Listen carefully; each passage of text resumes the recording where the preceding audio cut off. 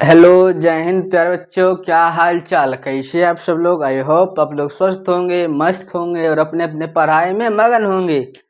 तो जल्दी जल्दी जुड़ जाइए आप अपना खूबसूरत सा चैनल जिसका नाम है एक्सरजी फाउंडेशन क्लासेस।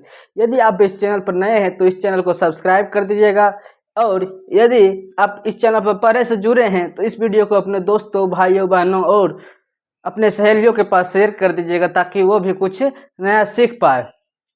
तो चलिए हम लोग आज का क्लास स्टार्ट करते हैं। उससे पहले हम लोग देखेंगे कि हम लोग ने प्रीवियस क्लास में क्या क्या पढ़ा था। हम लोग प्रीवियस क्लास में पढ़े थे, क्या क्या पढ़े थे, तो वास्तविक संख्या के बारे में पढ़े थे, और सम संख्या, विषम संख्या और अभाज्य संख्या के बारे में हम लोग पढ़े थे। इतना चीज के बारे में हम लोग ने एग्जाम्पल के साथ हम लोग पढ़े थे कि क्या क्या होता है। और आज का क्लास हम लोग का जो रहेगा, क्या रहेगा आज का क्लास। आज का क्लास जो हमारा रहेगा वो रहेगा भाज्य संख्या और सभाज्य संख्या और इक्विलेटर विभाजन प्रमेय का था शांत और अशांत के बारे में हम लोग पढ़ेंगे। और उसके आगे हम लोग थोड़ा सा दो चार फॉर्मूले हैं उसके बारे में हम लोग जानेंगे। तो चलिए हम लोग आज का क्लास स्टार्ट करते हैं। तो आज का क्लास जो रहेगा हम लोग फर्स्ट क्या पढ़ेंगे, भाज्य संख्या के बारे में पढ़ेंगे। किसके बारे में पढ़ेंगे, भाज्य संख्या के बारे में पढ़ेंगे। भाज्य संख्या यानी कहने का मतलब होता है कंपोजिट नंबर। इसको इंग्लिश में क्या बोलते हैं, कंपोजिट नंबर। क्या बोलते हैं, कंपोजिट नंबर। तो इसको हम लोग डिफिनेशन का समझते हैं कि इसको हम लोग क्या बोलते हैं, यानी कम भाज्य संख्या वैसी संख्या। क्या बोलेंगे, भाज्य संख्या वैसी संख्या जो, क्या बोलते हैं, भाज्य संख्या वैसी संख्या जो एक तथा स्वयं तथा अन्य किसी से, यानी कहने का मतलब हुआ कि कोई एक संख्या है जो एक से भी विभाजित हो रही है और खुद से भी विभाजित हो रही है और कोई और भी संख्या से विभाजित हो रही है, तो इसी संख्या को हम लोग क्या कहेंगे, तो ऐसी संख्या को हम लोग कहेंगे भाज्य संख्या। यहाँ पर देखिए क्या लिखा है, वैसी संख्या जो एक और स्वयं के अलावा किसी अन्य संख्या से विभाजित हो उसे हम लोग कहेंगे भाज्य संख्या कहेंगे। क्या कहेंगे जी, भाज्य संख्या कहेंगे। जैसे इसके एग्जाम्पल में दिया है 4, 6, 8, 10, 12 और बहुत सारा होगा, मतलब यहाँ पर हम लोग इतना लिखे हैं तत्काल के लिए। तो हम लोग आइए इसको चेक करते हैं कि भाज्य संख्या है या नहीं है। तो फर्स्ट है मेरा 4, क्या है, क्या 4, 4। इसको देखिए, आप इसका भाग लगाइएगा, तो इसको भाग लगाइएगा तो 1 से भी लग जाएगा, 2 से भी लग जाएगा और 4 से लग जाएगा। यानी कहने का मतलब कि वो ऐसी संख्या जो है एक तथा स्वयं, क्या है, एक तथा स्वयं तथा अन्य किसी और संख्या से, यानी देखिए 1 से भी लग गया, यहाँ पर 4 से भी लग गया और अन्य किसी से भी लग गया, तो ऐसी संख्या क्या हो जाएगी, हमारी भाज्य संख्या हो जाएगी। अगला हमारा 6, क्या है, 6। 6 भी देखिए 1 से लग गई, 1 से लग गई, 2 से भी, 3 से भी और 6 से, यानी वैसी संख्या जो एक स्वयं और अन्य किसी से भी विभाजित हो जाए वैसी संख्या क्या कहेंगे, हम लोग भाज्य संख्या कहेंगे। और देखते हैं अगला, हम लोग देखते हैं 10 को। 10 को क्या है, 1, 2, 5, ये भी हमारा क्या हो जाएगा जी, ये भी हमारा भाज्य संख्या हो जाएगी। और अगला देखते हैं 12 को। कितना को, 12 को। 12 को हम लोग देखते हैं, यानी कहने का मतलब देखिए 1 से हो गया, 2 से हो गया, 3 से हो गया, 6 से हो गया और 12 से हो गया। यानी वैसी संख्या जो एक तथा स्वयं के अलावा किसी अन्य संख्या से विभाजित हो जाए वैसी संख्या को हम लोग क्या कहेंगे, वैसी संख्या को हम लोग भाज्य संख्या कहेंगे। क्या कहेंगे जी, भाज्य संख्या कहेंगे। तो इसके आप लोग बताइए कि सबसे छोटी भाज्य संख्या और सबसे छोटी अभाज्य संख्या हम लोग किसे कहते हैं, क्योंकि ये आपको क्वेश्चन में मान लीजिए कभी कभी पूछता है। अगर आपको 2027 में सेट कर दिया तो क्या बोलिएगा आप लोग, तो सबसे छोटी जो भाज्य संख्या होगी, आप लोग पहले दिमाग में एक चीज रखना है कि भाज्य संख्या हम लोग किसे कहते हैं। तो भाज्य संख्या वो ऐसी संख्या जो एक तथा स्वयं के अलावा किसी अन्य संख्या से विभाजित हो जाए, यानी जो एक से भी विभाजित हो और स्वयं से भी विभाजित हो और अन्य किसी से भी विभाजित हो जाए, तो वैसी संख्या हम लोग क्या कहेंगे, वैसी संख्या को हम लोग भाज्य संख्या कहेंगे। और जो हमारा अभाज्य संख्या, यानी वैसी संख्या जो एक तथा स्वयं के अलावा किसी संख्या से नहीं विभाजित हो, यानी जो खुद से विभाजित हो रही है और एक से विभाजित हो रही है, वैसी संख्या हमारा क्या होगा, वैसी संख्या हमारी अभाज्य संख्या होगी। इसको हमने प्रीवियस क्लास में पढ़े थे। तो देखिए सबसे छोटी अभाज्य संख्या क्या होती है, तो 4, क्योंकि 4 जो हमें जो है वो पहले 1 से लगती है, फिर 2 से, फिर 4 से, और 3 नहीं लगेगी। 3 हमारा क्या हो जाएगा, 3 हमारी हो जाएगी, वो हमारा हो जाएगा अभाज्य संख्या। और सबसे छोटी अभाज्य संख्या क्या हो जाएगी, 2, क्योंकि एक तो सिर्फ 1 से लगेगा नहीं, और एक हमारा नहीं अभाज्य संख्या है, नहीं भाज्य संख्या, लेकिन 2 हमारा अभाज्य संख्या है जो कि 1 से भी लग रहा है और स्वयं से भी लग रहा है। तो हमारा क्या हो जाएगा, सबसे छोटी अभाज्य संख्या क्या है, 2 है, और सबसे छोटी भाज्य संख्या क्या होगी, हमारी 4 होगी। तो हम लोग ने भाज्य संख्या के बारे में समझ लिया। आई होप कि आप लोग समझ गए होंगे भाज्य संख्या के बारे में। तो हम लोग अब नेक्स्ट बढ़ते हैं। नेक्स्ट हमारा है कि सअभाज्य संख्या। नेक्स्ट टॉपिक क्या है हमारा, सअभाज्य संख्या।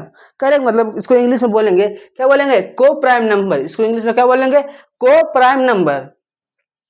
तो इसका डेफिनेशन हम लोग समझते हैं, ऐसी संख्या के जोड़े, क्या है, ऐसी संख्या के जोड़े जिनके गुणनखंड में 1 हो, यानी कहने का मतलब कि ऐसी संख्या के जोड़े जिनका गुणनखंड में 1 हो और उसके अलावा कोई भी उभयनिष्ठ गुणनखंड ना हो, यानी उसके अलावा कोई भी उभयनिष्ठ गुणनखंड ना हो, उस संख्या को सअभाज्य संख्या कहते हैं। यानी ऐसी संख्या के जोड़े, यानी कहने का मतलब ऐसी संख्या के जोड़े जिनका गुणनखंड में 1 हो, क्या है, जिनका गुणनखंड में 1 हो और उनके अलावा कोई भी उभयनिष्ठ गुणनखंड नहीं हो, उस संख्या को हम लोग क्या कहेंगे, उस संख्या को हम लोग कहेंगे सअभाज्य संख्या कहेंगे। क्या कहेंगे जी, सअभाज्य संख्या कहते हैं। तो ये समझते हैं सअभाज्य संख्या। जैसे उदाहरण देखिए, यहाँ पर दिया है 2 और 3, क्या दिया है, 2 और 3। जैसे आप इसका गुणनखंड निकालिएगा, इसका गुणनखंड निकालिएगा तो देखिए 1 से 2 बार में, फिर 1 से 2 बार में, क्या यही ना होगा, या 2 से 1 बार में होगा, ऐसे सॉरी 2 से 1 बार में। इसका जो गुणनखंड आ रहा है 1 आ रहा है। जैसे देखिए 3 का लगातार संख्या है, जोड़े संख्या है ना, 2 और 3 से 1 बार, मतलब कहने का मतलब इसका गुणनखंड निकालिएगा तो देखिए जैसे 1 गुने 2 और 1 गुने 3, यानी करेंगे मतलब जिसका गुणनखंड में 1 हो, वैसी संख्या क्या होगी, वैसी संख्या सअभाज्य संख्या होगी। मानिए 2 लगातार संख्या और जिसका गुणनखंड, जिसका मतलब गुणनखंड में 1 हो, वैसी संख्या किसे कहते हैं, किसको कहेंगे, वैसी संख्या को हम लोग कहेंगे सअभाज्य संख्या कहेंगे। किसको कहेंगे, सअभाज्य संख्या। तो सअभाज्य संख्या के बारे में समझ गए होंगे कि आई होप कि जब हमने जो सअभाज्य संख्या के बारे में समझा वो आपको समझ में आ गया। हम लोग ने भाज्य संख्या और सअभाज्य संख्या के बारे में समझ लिया। कोई ज़्यादा इसमें अथी नहीं है क्योंकि इसमें बड़ी कम क्वेश्चन आपको पूछेगा, लेकिन भाज्य संख्या से आपको हो सकता है क्वेश्चन पूछ दे, या इसको आपको जानना बेसिक है, ये आपको जानना अच्छा रहेगा कि आप लोग जान जाइएगा तो इसको अच्छा रहेगा। इसलिए हम लोग आपको पढ़ा रहे हैं कि इसके बारे में क्या है नहीं है, इसलिए बेसिक समझा रहे हैं कि आपको आगे चल के दिक्कत ना हो। तो हम लोग भाज्य संख्या और सअभाज्य के बारे में पढ़ लिए। तो अगला हम लोग पढ़ेंगे यूक्लिड विभाजन प्रमेय। क्या पढ़ेंगे, यूक्लिड विभाजन प्रमेय। यानी कहने का मतलब कि यूक्लिड विभाजन प्रमेय अगर आप अच्छा समझते हैं तो चैप्टर 1 में इसका अच्छा खासा क्वेश्चन दिया रहता है। तो यूक्लिड विभाजन प्रमेय हम लोग किसे कहते हैं, आप लोग क्लास 5 या 6 में या 4 में हो सकते हैं, क्लास 4, 5, 6 में एक फॉर्मूला, यदि आप जिस समय भाग बनाते होंगे तो उस समय आपको भाग चेक करने का एक विधि बताया गया होगा। क्या क्या बताया गया होगा, भाज्य बराबर क्या होता है, भाज्य बराबर भाजक गुने भागफल। क्या होता है, भाज्य बराबर भाजक गुने भागफल प्लस शेषफल। समझे क्या होता है, बताया था, भाज्य बराबर भाजक गुने, क्या लिखा है आप देखिए, लिखा है भाज्य बराबर भाजक गुने भागफल प्लस शेषफल। कहने का मतलब है कि जब हम लोग भाग बनाते थे तो उसको चेक करने के लिए ये फॉर्मूला दिया जाता था हम लोग को कि चेक कीजिए कि ये भाग सही है या नहीं। तो इसी को क्लास 10th में यूक्लिड साहब ने इसी फॉर्मूला को थोड़ा स्टैंडर्ड में लिख दिया गया है। क्या किया है, स्टैंडर्ड में लिख दिए हैं। कहने का मतलब कि स्टैंडर्ड में कैसे लिख दिए हैं, तो स्टैंडर्ड में लिखने का मतलब होता है कि जो भाज्य, भाजक और भागफल को हम लोग क्या लिख दिए हैं, यूक्लिड साहब कौन सा फॉर्मूला दिए हैं, तो ये दिया है कि यूक्लिड साहब जो हमारा फॉर्मूला दिए हैं वो दिए हैं a बराबर बी क्यू प्लस आर, यानी a बराबर बी क्यू प्लस आर। यानी कहने का मतलब होता है जो हमारा a है, जो हमारा a है वो हमारा हो जाएगा, क्या हो जाएगा जी, वो हमारा भाज्य हो जाएगा। यानी कहने का मतलब जो हमारा a है वो हमारा क्या हो जाएगा, भाज्य हो जाएगा। और जो हमारा b है वो हमारा क्या हो जाएगा, भाजक हो जाएगा। क्या होगा, भाजक हो जाएगा। और जो हमारा q है, क्या, जो हमारा q है वो हमारा क्या हो जाएगा, वो हमारा भागफल हो जाएगा। क्या होगा जी, भागफल हो जाएगा। और जो हमारा r है वो हमारा r है वो हमारा क्या हो जाएगा, शेषफल। कहने का मतलब कि यूक्लिड साहब ने एक फॉर्मूला दिए हैं। कौन सा फॉर्मूला दिए हैं? तो a बराबर बी क्यू प्लस आर। और इसको हम लोग ने बचपन में पढ़ा था, किस नाम से पढ़े थे? तो भाज्य बराबर भाजक गुने भागफल प्लस शेष। इसी को स्टैंडर्ड करके यूक्लिड साहब ने दिए फॉर्मूला a बराबर बी क्यू प्लस आर, जहाँ a क्या है? भाज्य है, b क्या है? भाजक है, और q क्या है? हमारा भागफल है, और क्या r क्या हमारा शेषफल है। जहाँ क्या है? जहाँ एक कंडीशन है, इसमें क्या है कंडीशन कि क्या क्या कंडीशन है जी? कि जो b है, क्या है? जो b है यानी जो हमारा भाजक है वो हमेशा शेषफल से बड़ा होगा। कहने का मतलब जो हमारा भाजक है वो हमारा शेषफल से हमेशा बड़ा होगा, वो हमेशा शेषफल से कभी भी छोटा नहीं होगा। यानी भाजक जो होगा हमारा शेषफल से बड़ा होगा, यानी जो b होगा हमारा वो हमेशा r से बड़ा होगा। समझ गए जी? और जो हमारा r होगा यानी जो हमारा शेषफल होगा वो हमेशा 0 के बराबर हो गया, 0 के बराबर भी होगा और 0 से बड़ा होगा, यानी 0 के बराबर होगा और 0 से बड़ा होगा, यानी 0 छोटा नहीं होगा, यानी 0 के बराबर होगा, 0 होगा और 0 से बड़ा, यानी 1 2 3 हो जाएगा, यानी प्लस में होगा जो भी होगा। तो कहने का मतलब यही है कि जो यूक्लिड साहब हमारे फॉर्मूला दिए थे a बराबर बी क्यू प्लस आर, तो उसको हम लोग पढ़े थे, किस रूप में पढ़ते हैं? तो भाज्य बराबर भाजक गुणे भागफल प्लस शेषफल, इसको हम लोग बचपन में पढ़े थे। तो a हमारा क्या हो जाएगा? भाज्य हो जाएगा, b हमारा क्या हो जाएगा? भाजक हो जाएगा, और q हमारा क्या हो जाएगा? भागफल हो जाएगा, और r हमारा शेषफल होगा। जहाँ एक कंडीशन है, क्या कंडीशन है? कि जो हमारा b होगा वो हमेशा r से बड़ा होगा। क्या होगा? जो हमारा b होगा वो हमेशा r से बड़ा होगा, और जो r होगा हमेशा वो क्या होगा? तो हमेशा 0 के बराबर और 0 से बड़ा होगा, यानी 0 के बराबर होगा और 0 से क्या? 0 से बड़ा होगा।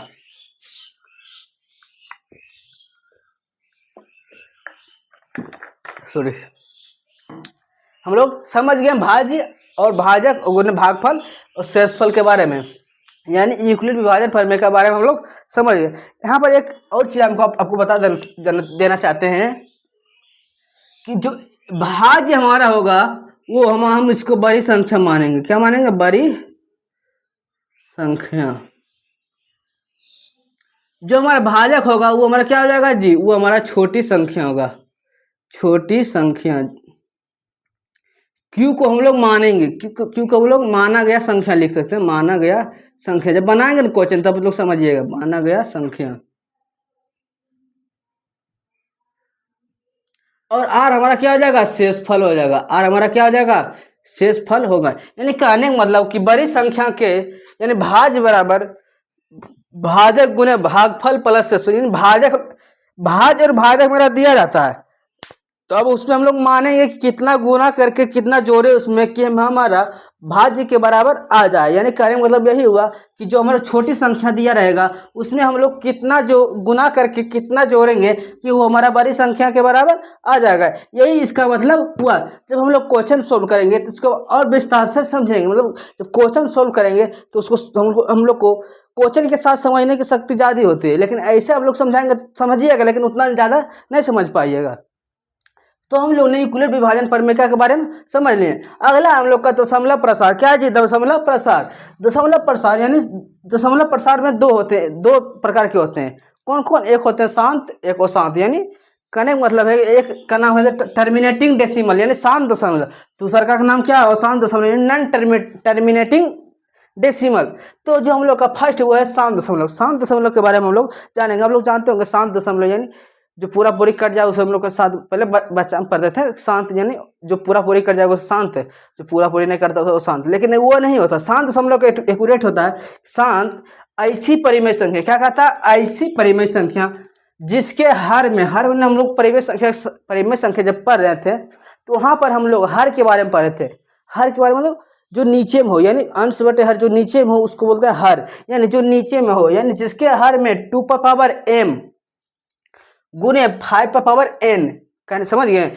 जिसके हर में 2n गुने 5n के रूप का हो, यानी वैसी परिमेय संख्या जिसके नीचे 2m हो और 5n का के रूप का यानी उसके रूप का हो, अर्थात हर के अभाज्य गुणनखंड में 2 और 5 के अलावा कोई और संख्या नहीं। कहने का मतलब हुआ कि मान लीजिए कोई पर यहाँ पर देखिए, जैसे आपको एग्जाम्पल के थ्रू समझाते हैं। देखिए 7/20 है, क्या है जी 7/20 है ना, ठीक है 7। अब इसको गुणनखंड कीजिए, 20 का गुणनखंड कीजिए तो 2, 10, 2, 5 और 5 आ गया है। यानी कहने का मतलब है देखिए 2 का पावर कितना है, 2, 5 पावर 1, यानी वैश्विक संख्या क्या है, वैश्विक परिमेय संख्या, परिमेय संख्या है नहीं, ये 7/20 परिमेय संख्या है। और जिसके हर में, यानी हर जो हमारा क्या हुआ, ये हमारा हर हुआ, नीचे वाला को हम लोग हर बोलते हैं, यानी जिसके हर में 2 पर पावर n 2 है, इसके पावर में m है, और 5 पर पावर n 5 है, इसके पावर में n है। यानी कहने का मतलब कि 2 और 5 पर कुछ ना कुछ पावर हो, कुछ ना कुछ पावर, अर्थात हर के अभाज्य गुणनखंड में 2 भी हो सकता है या 5 भी हो सकता है, लेकिन उसके अलावा कोई और संख्या नहीं हो सकता। यानी कहने का मतलब कि जो यहाँ पर नीचे में रहेगा वो वहाँ पर 2 या 5 दोनों में कोई एक संख्या भी रहेगा चलेगा, लेकिन दोनों भी रहेगा चलेगा, लेकिन उसके अलावा कोई और संख्या नहीं रहना चाहिए, और उस पर कुछ ना कुछ पावर हो, उस पर कुछ ना कुछ पावर हो। वैसी संख्या को क्या कहेंगे, वैसी संख्या अगर रहे तो उस संख्या हमारी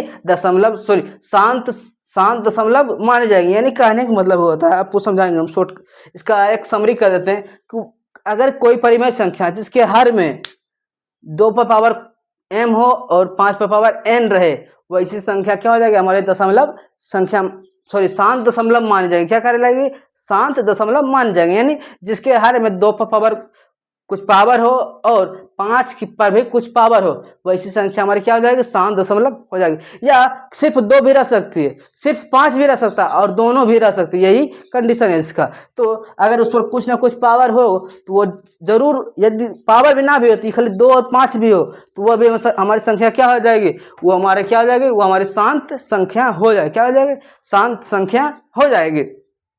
तो हम लोग समझ लें शांत के बारे में। शांत मानी जिसके हर में 2 पर पावर m इंटू 5 पर पावर n हो, उसी को हम लोग क्या बोलेंगे, उसको हम लोग शांत दशमलव बोलेंगे। अब हम लोग इसके आगे बढ़ते हैं अशांत के बारे में। किसके बारे में, अशांत के बारे में। अशांत माने वैसी परिमेय संख्या जिसके हर में 2 पर पावर m या 5 पर पावर n के अलावा कोई और भी संख्या आ जाए, उसे अशांत दशमलव कहते हैं। यानी इसका अशांत का कहने का मतलब सीधा मतलब है कि वैसी परिमेय संख्या जिसके हर में, यानी जिसके नीचे 2 और 5 हो और उसके अलावा कोई और भी संख्या आ जाए, यानी 3 भी आ जाए, 3 पर पावर कुछ आ जाए, 5 आ जाए, 5 पर पावर कुछ आ जाए, 7 आ जाए, उसके पावर कुछ आ जाए, 9 आ जाए, कोई भी और संख्या आ जाएगा, तो इस संख्या को हम लोग बोलेंगे, क्या बोलेंगे, अशांत दशमलव बोलेंगे। क्या बोलेंगे जी, अशांत दशमलव बोलेंगे। क्या बोलेंगे, अशांत दशमलव बोलेंगे। जैसे देखिए 17/30, यहाँ पर एक उदाहरण हम लोग लिए हैं 17/30, 17 2 गुने 3 गुने 5, यही ना, 2 पर पावर 1, 3 पर पावर 1, 5 पर पावर 1। इसका जब अभाज्य गुणनखंड निकाले 2 3 6 6 35, यही ना होगा जी अभाज्य गुणनखंड, हाँ यही होगा। तो जो देखिए यहाँ पर क्या है, 2 पर पावर भी कुछ है, 5 पर पावर भी कुछ है, लेकिन कोई और भी संख्या ऐड हो गया, तो इसी को हम लोग क्या बोलेंगे, अशांत दशमलव बोलेंगे, अशांत दशमलव बोलेंगे। यानी कहने का मतलब कि शांत में जो हर में, इसके भी हर में जो हर में 2 पर पावर 2 पर पावर m इंटू 5 पर पावर n हो, उसको हम लोग क्या बोलेंगे, शांत दशमलव बोलेंगे। लेकिन जिसके पावर अशांत किसे बोलेंगे, अशांत वैसी परिमेय संख्या जिसके हर में 2 पर पावर m भी हो, 5 पर पावर n भी हो, और उसके अलावा कोई और भी संख्या आ जाए, यानी कोई भी और भी संख्या आ जाए, उस संख्या को हम लोग क्या बोलेंगे, उस संख्या को हम लोग बोलेंगे अशांत दशमलव बोलेंगे, अशांत दशमलव बोलेंगे। आई होप कि हम लोग भाज्य संख्या और सभाज्य संख्या, युगलित विभाजन और दशमलव प्रसार के बारे में समझ गए होंगे। इसके आगे हम लोग ज़्यादा नहीं, 2-4 फॉर्मूले हैं और उसको बताकर उसको हम लोग बताएंगे कि 2-4 फॉर्मूले क्या क्या है। तो इधर हम लोग साफ करते हैं, 2-4 फॉर्मूले देखते हैं।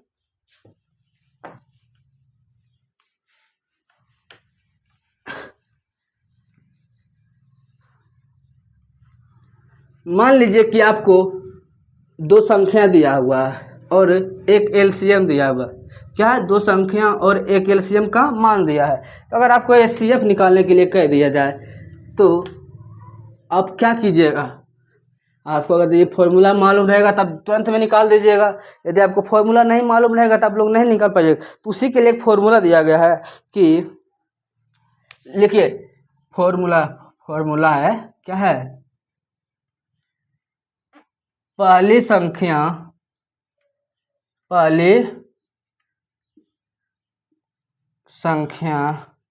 गुने दूसरी संख्या बराबर लॉसो गुने मौसो, लॉसो गुने मौसो, पहली संख्या गुने दूसरी संख्या बराबर लॉसो गुने मौसो। इसको इंग्लिश में लिखेंगे, पहली संख्या को हम लोग ए मानते हैं, दूसरी संख्याओं को हम लोग बी मानेंगे, और लॉसो को एलसीएम बोलते हैं और मौसो को एचसीएफ बोलते हैं, highest common factor. HCF full form क्या होता है जी, हाईएस्ट कॉमन फैक्टर। और यदि आपको कदे सिर्फ पहली संख्या निकालना है, यानी सिर्फ पहली संख्या कदे निकालना है, तो क्या करना है, पहली संख्या को यहीं रहने देना, पहली संख्या को हम लोग क्या माने, ए बी, और ये लॉसो हो गया, ये हमारा मौसो हो गया। तो पहली संख्या को हम लोग क्या माना है, ए, तो हम लोग को कह देगा पहली संख्या सिर्फ निकालना। तो पहली संख्या निकालने के लिए हम लोग ए का मान निकालेंगे, ए का मान निकालेंगे, यानी जो हमारा एलसीएम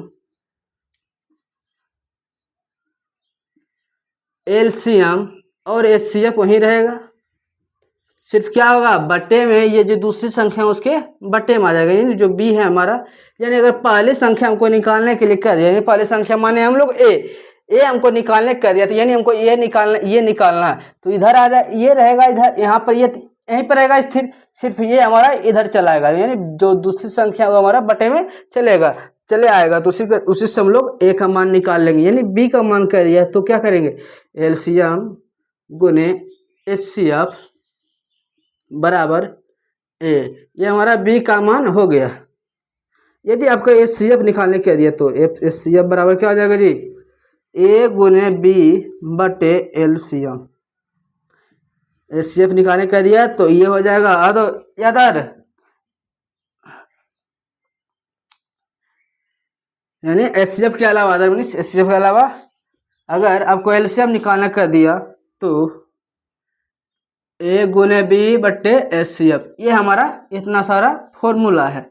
यानी आज का जो हमारा है फर्स्ट 1 चैप्टर का जो कंप्लीट थ्योरी हम लोग पढ़ लिए, इतना ही फर्स्ट चैप्टर में थ्योरी है कि जो हम लोग फर्स्ट क्लास से, यानी आज हम लोग का 4 क्लास से, इतना हम लोग ने 4 क्लास में हम लोग टोटल थ्योरी कवर कर लिए हैं। और हम लोग कल से क्या जी, कल से हम लोग क्वेश्चन सोल्व करेंगे। फर्स्ट चैप्टर का यानी प्रश्नावली 1.1 है। अगर आपके पास न्यू बुक है तो आप लोग कमेंट में कर दीजिए कि मेरे पास न्यू बुक है, हम लोग न्यू बुक से देखेंगे। अगर आपके पास ओल्ड बुक है तो हम लोग ओल्ड बुक से, यानी जो आपके पास यदि 2024 के पहले का बुक है तो आप लोग कमेंट में लिख दीजिए कि मेरे पास 2024 का पहले का बुक है। यदि आपके पास 2025 के बाद का बुक है तो आप लोग कमेंट में लिख दीजिएगा 2025 के बाद का बुक है।